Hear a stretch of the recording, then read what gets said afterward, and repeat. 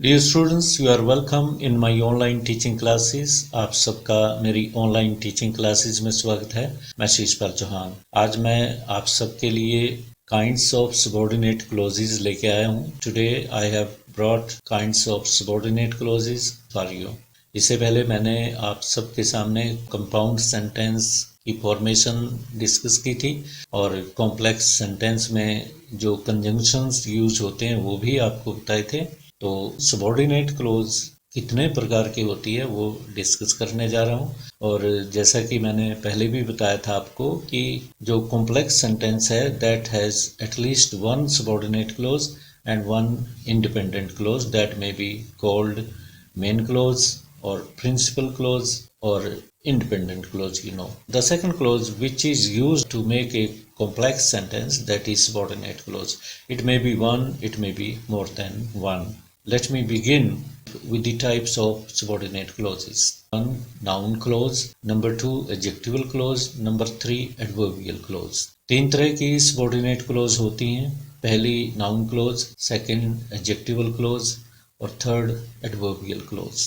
तो noun clause को लेके चलते हैं। पहले let me explain the noun clause first. See the following sentences. नीचे दिए गए सेंटेंसेस को देखिए। What you did there in the mall is known to all of us. Second, this is what I want to tell you. Third is the news that we have won the match spread like a wild fire. Fourth sentence is I am fond of what you sing. तो ये चार sentence मैंने आपको दिखाए हैं और इनमें जो नोट करने की बात है वो मैं आपको बता रहा हूँ। All the above four sentences are complex. ये चारों के चार कॉम्प्लेक्स सेंटेंसेस हैं क्योंकि दे कंटेन सबऑर्डिनेट क्लोजेस। चारों में एक एक सबऑर्डिनेट क्लोज है। The name of the subordinate close in the above four sentences is noun clause. और जो सबऑर्डिनेट क्लोज है इन चारों सेंटेंसेस में उसका नाम है noun clause. Now the question arises how to recognise a noun clause in a given complex sentence. एक complex sentence में नाउन क्लोज को कैसे पहचाना जाए, रिकॉग्नाइज किया जाए। There is very simple way to recognise a noun clause. Noun clause को पहचानने के लिए बहुत ही आसान सा तरीका है। Replace the subordinate close with something. If the sentence remains grammatical, then the subordinate clause will be noun clause. तो काम क्या करना है आपको, subordinate clause को find out करना है सेंटेंस में। जब आपको subordinate clause मिल जाए तो उसकी जगह something word रिप्लेस करके देखिए। वर्बल आप कर सकते हैं या फिर रिटर्न में भी कर सकते हैं। तो अगर सेंटेंस ग्रामेटिकल रहता है, ग्रामेटिकल मीनिंग देता है, उसका मीनिंग टूटता नहीं है, तो ये नाउन क्लोज ही होगी। For example, what you did there in the mall is known to all of us. अब इस सेंटेंस में what you did there in the mall is known to all of us. तो subordinate close जानने से पहले एक video आपने देखी होगी जिसमें मैंने बताया आपको कि सबऑर्डिनेट क्लोज को सेंटेंस में कैसे पहचाना जाए। For example, what you did there in the mall is known to all of us. अब इस सेंटेंस में what you did there in the mall is known to all of us। तो subordinate close जानने से पहले एक video आपने देखी होगी जिसमें मैंने बताया आपको कि सबऑर्डिनेट क्लोज को सेंटेंस में कैसे पहचाना जाए। किसी भी सेंटेंस में क्लोज को कैसे पहचाना जाए कि वो कोऑर्डिनेटिंग क्लोज है या सबऑर्डिनेट क्लोज है, इसके बारे में मैंने अलग से एक वीडियो बनाई है, आप उसको देख सकते हैं। उसका लिंक मैं कोशिश करूंगा कि इस वीडियो की डिस्क्रिप्शन में ज़रूर डालूं। यहाँ पे आपको पता चल रहा है कि व्हाट से लेके मॉल तक ये सबऑर्डिनेट क्लोज है, कंजंक्शन से बिगिन हो रही है। और मॉल तक क्योंकि मॉल के बाद दूसरा वर्ब फ्रेज आ जाती है। आप देख रहे हैं इज और ये नॉन फाइनाइट वर्ब आपको दिखाई दे रहा है। इज इसका फाइनाइट वर्ब है तो पूरी वर्ब फ्रेज हुई इज नॉन। एक सिंपल सेंटेंस में दो फाइनाइट वर्ब नहीं आ सकते। दो पहला जो पार्ट है सबऑर्डिनेट क्लोज, इसका अपना सब्जेक्ट है, इसका अपना प्रेडिकेट है। तो सब्जेक्ट यू है इसमें और डिड इसमें वर्ब है, सेकंड फॉर्म है। और मेन क्लोज हुई is known to all of us. तो जब कॉम्प्लेक्स सेंटेंस में प्रिंसिपल क्लोज बाद में आ रही होती है और नाउन क्लोज शुरू में आ जाती है, तो उसकी जगह हम समथिंग लिखते हैं या फिर इट लिखते हैं। जब एनालिसिस करते हैं उसका, तो it is known to all of us. तो सबॉर्डिनेट क्लोज आपको पता चल चुकी है, what you did there in the mall. अगर आप इसकी जगह समथिंग लिखें तो सेंटेंस ग्रामेटिकल लगेगा आपको। Something is known to all of us. वो समथिंग क्या है, वो नाउन क्लोज में इसमें दी हुई है, what you did there in the mall. तो इस तरह से आप समथिंग लगा के नाउन क्लोज को रिकग्नाइज कर सकते हो। सेकंड सेंटेंस है, आई am fond of what you sing. तो इसमें what you Singh noun clause है, और आप इसको समथिंग लगा के देखिए तो ये नाउन क्लोज ही होगी। अगर मीनिंग ग्रामेटिकल रहता है तो that is definitely noun close. I am fond of something, sentence complete है, मीनिंगफुल रहता है। समथिंग क्या है, व्हाट यू सिंग। तो इस तरह से आप समथिंग लगा के नाउन क्लोज को फाइंड आउट कर सकते हो, पहचान सकते हो। सेकंड मेथड नाउन क्लोज को पहचानने का वह है कि आप pick out the main verb from the principal clause. जो प्रिंसिपल क्लोज है उसमें से मेन वर्ब पिकअप कीजिए, then ask a question what to it. उस मेन वर्ब को आप व्हाट से क्वेश्चन कीजिए। If the answer is supplied by this subordinate clause then it is certainly a noun clause. अगर व्हाट का answer आपको subordinate clause से मिल जाता है तो वो डेफिनेटली नाउन क्लोज ही होगी। जैसे कि what you did there in the mall is known to all of us. तो इसमें आपने पहले सबऑर्डिनेट क्लोज पहचान ली थी, what you did there in the mall. अब आपको प्रिंसिपल क्लोज को फाइंड आउट करना है, is known to all of us. ये प्रिंसिपल क्लोज है और इसका मेन वर्ब क्या हुआ, इज नोन। तो इज नोन का अर्थ क्या हुआ, मीनिंग क्या हुआ हिंदी में, जानते हैं, क्या जानते हैं। What is known to all of us? तो आंसर मिलता है What you did there in the mall, कि जो कुछ तुमने मॉल में किया वो सब जानते हैं। आंसर सबऑर्डिनेट क्लोज सप्लाई कर दे तो then it is certainly a noun clause. Let me take the second example, I am fond of what you sing. तो I am fond of what you sing, this is the answer to what put to the verb am. I am fond of what you sing, this is noun clause. अब types of noun close लेके चलते हैं कि इसकी types हैं।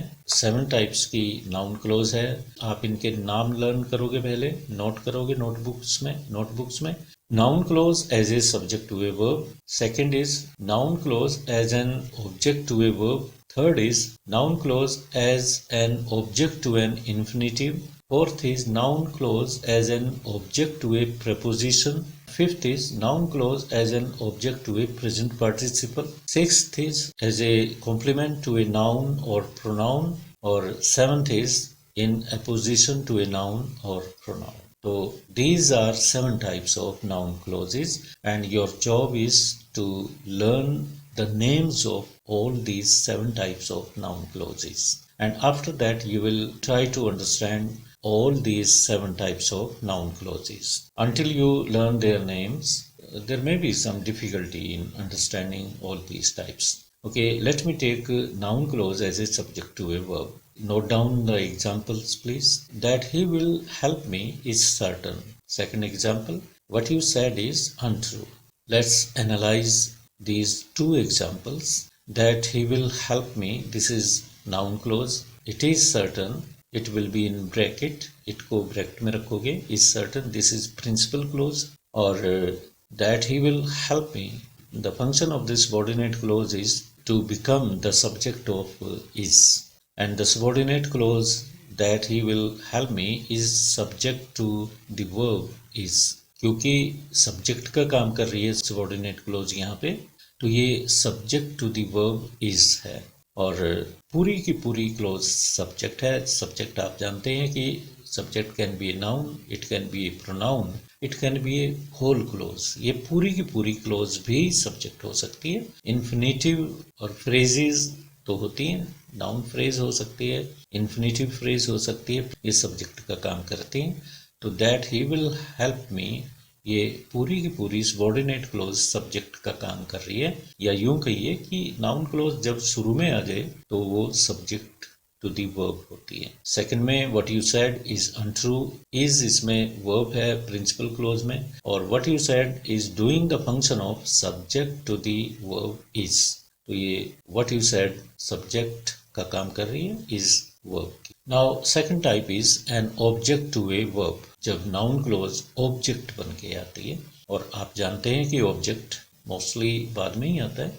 अब noun close भी बाद में ही आएगी, मेन वर्ब के बाद में आएगी। Sentence is he told me that he would help me, तो इसमें he told me that he would help me subordinate clause पहचानिए, कंजंक्शन दैट है और एंड तक ये जाएगा that he would help me, तो ये पूरा का पूरा part of the sentence is subordinate clause. और कैसे टेस्ट करोगे कि ये नाउन क्लोज है, समथिंग लगा के देख लीजिए, ही टोल्ड मी समथिंग, या क्वेश्चन कीजिए, टोल्ड से principal clause he told me है, तो इसके मेन वर्ब से क्वेश्चन कीजिए व्हाट, टोल्ड व्हाट, आंसर आपको सबऑर्डिनेट क्लोज देगी that he would help me. तो this is certainly a noun clause and its function is of an object, it is object to the verb told. Clear. एक और example ले लेते हैं। She asked me what my name was, तो वही काम आपको करना है, पहले प्रिंसिपल क्लोज पहचाननी है और फिर सबऑर्डिनेट क्लोज पहचाननी है। सबऑर्डिनेट क्लोज पहचानने के बाद टेस्ट कीजिए कि वो नाउन क्लोज है, एडजेक्टिवल क्लोज है या एडवर्बियल क्लोज है। सबसे पहले टेस्ट कीजिए नाउन क्लोज है या नहीं है, क्योंकि बहुत आसान टेस्ट है। आप सबऑर्डिनेट क्लोज की जगह समथिंग लिखिए। If the sentence remains grammatical and it conveys some meaning then it is noun clause।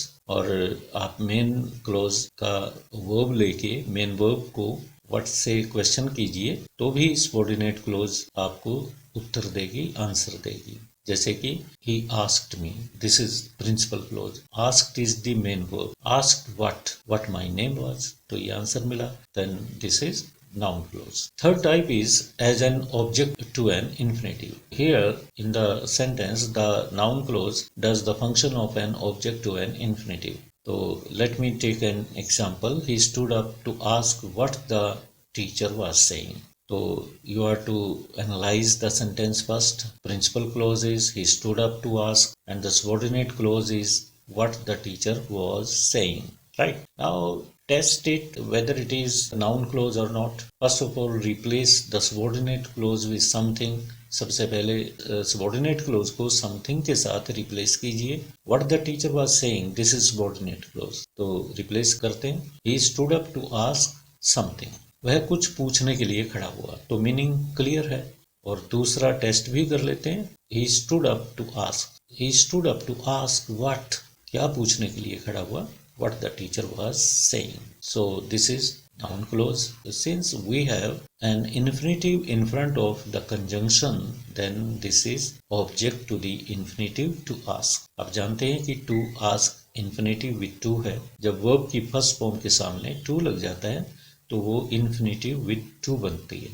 तो infinitive with to की ही ऑब्जेक्ट है, क्योंकि to ask का ही ये जवाब दे रही है। to ask what the teacher was saying, कि टीचर क्या कह रहा था।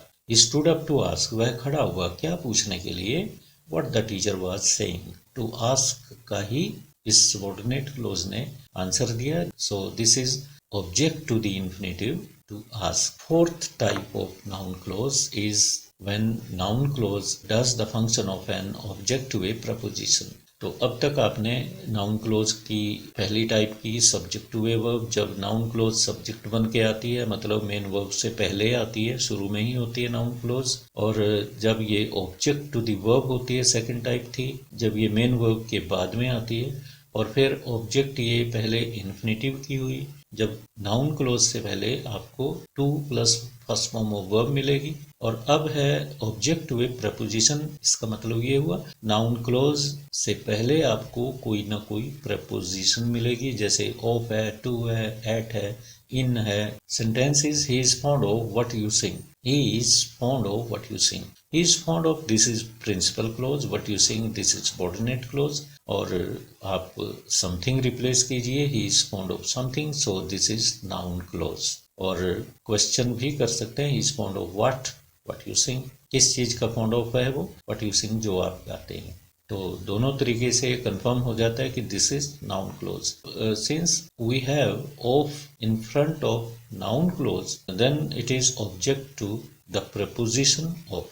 नेक्स्ट सेंटेंस लेते हैं. He objected to what I said. He objected to something और he objected what I said, दोनों तरीके से आपको पता लग गया कि दिस इज नाउन क्लोज. तो व्हाट आई सेड से पहले प्रपोजिशन है, then it is object to the preposition to.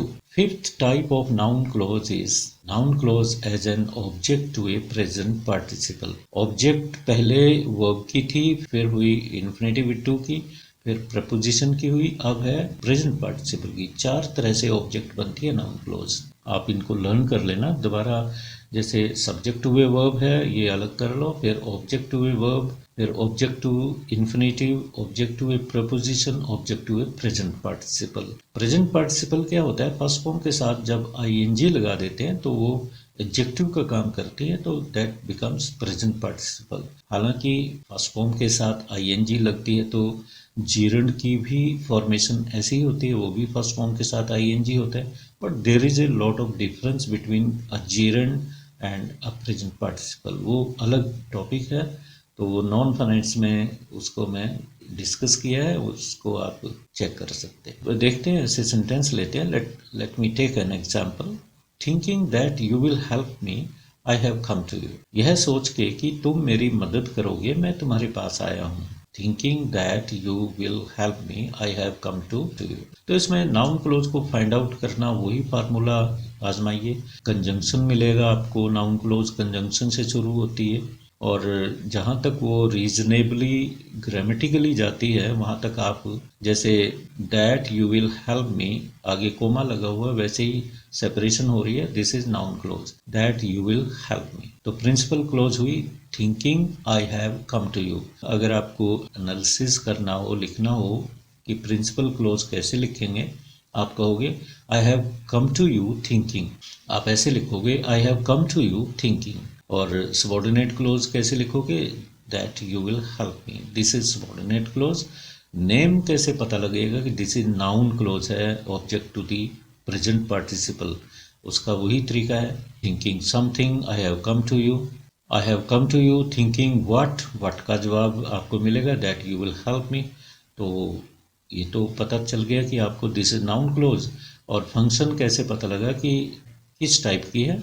Thinking present participle है और कंजंक्शन से पहले, नाउन क्लोज से पहले you are having present participle, so this is called object to the present participle thinking. Clear? Sixth type of noun clause is as a complement to a noun और pronoun. Noun clause जब noun की या फिर pronoun की complement होती है, means subject की complement होती है, तो इसे complement to the subject to a noun और प्रोनाउन कहेंगे. एग्जाम्पल है life is what we make it, और it seems that it will rain today.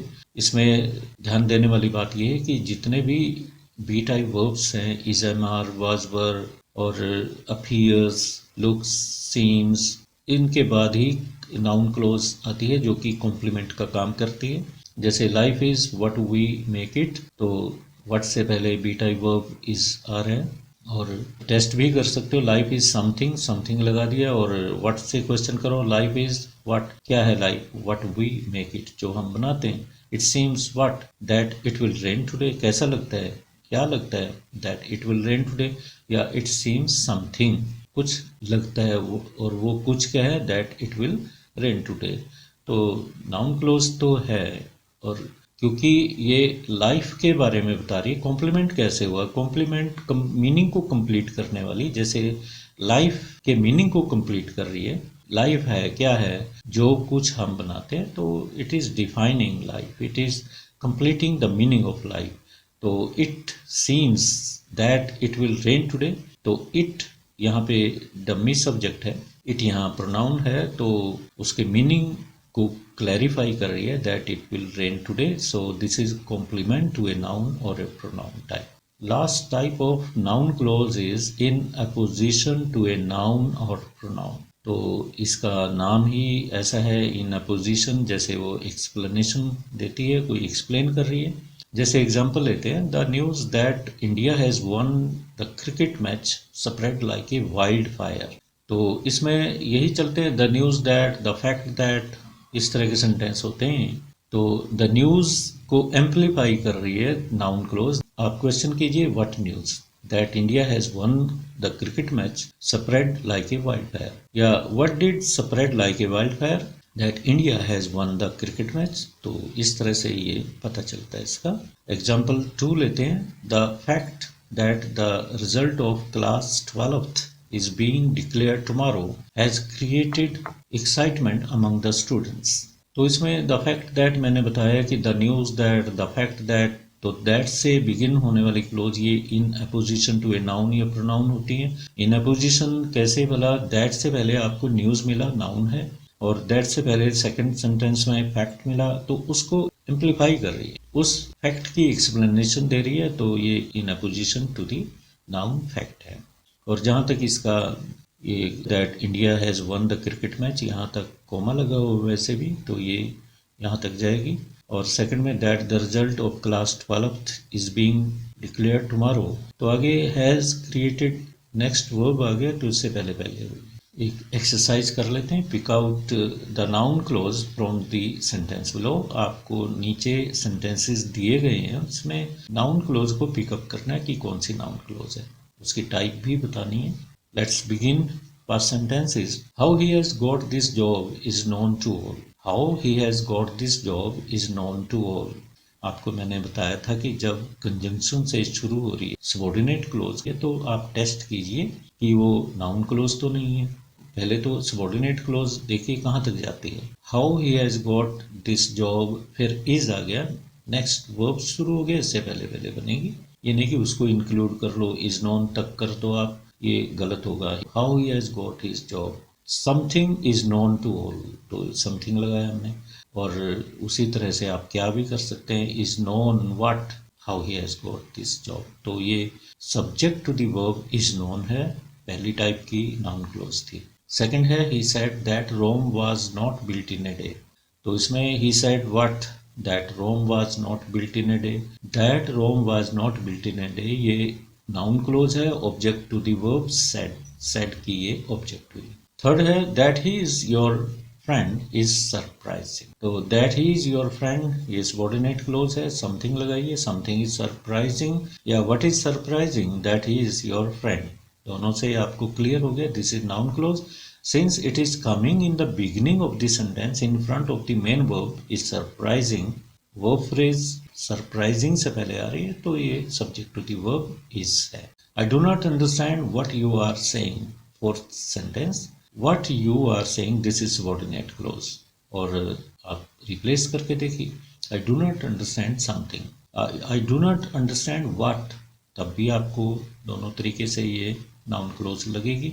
Since it is coming after the main verb understand, so it is object to the verb understand, तो ये object to the verb understand है। Fifth sentence is, I am very surprised about what he has recently commented in public. What he has recently commented in public, okay, this is subordinate close.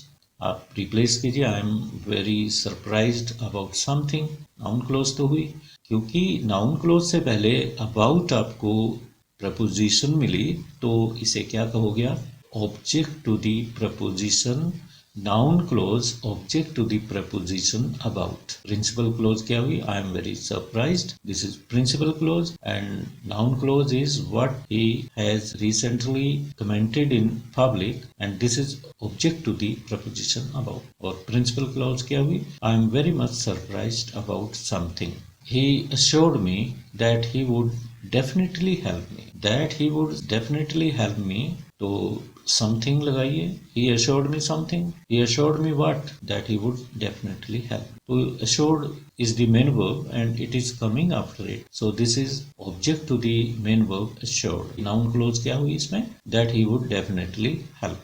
Seventh sentence is, he asked me if I wanted his help, he asked me what if I wanted his help, और he asked me something, तो if से लेके help तक subordinate clause है, object to the verb asked। its sentence is, Please listen to what I am trying to say. What I am trying to say, this is subordinate clause and this is object to the preposition to.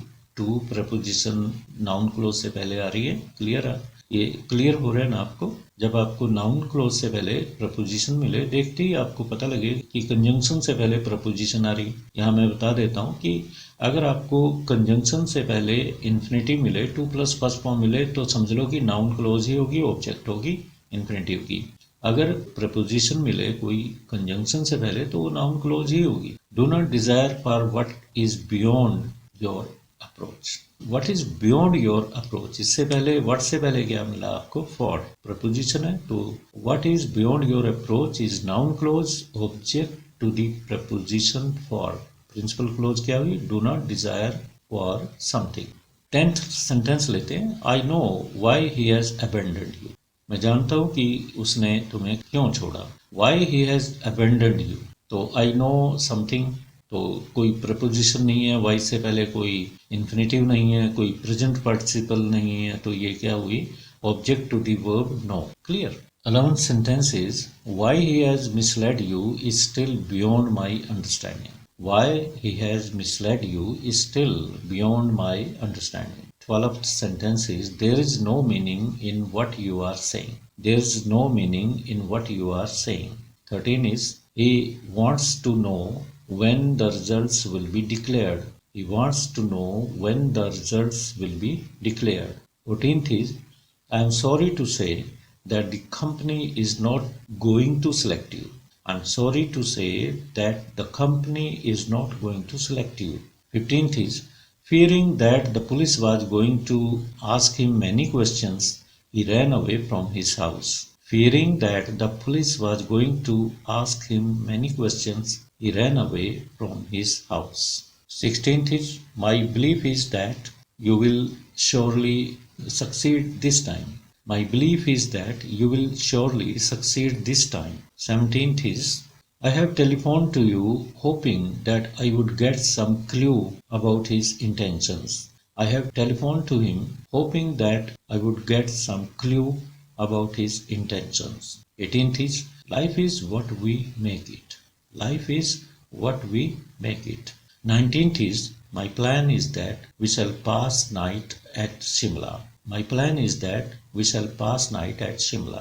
20th is that is what I want to tell you. That is what I want to tell you. So, dear students, this is all about noun clause. I have explained 7 types of noun clauses and try to make you understand each and everything. अगर आपको अभी भी कोई doubt हो noun close के बारे में तो आप कमेंट बॉक्स में ज़रूर लिखिए, मैसेज कीजिए, तो मैं उसका जवाब आपको ज़रूर दूंगा. और नेक्स्ट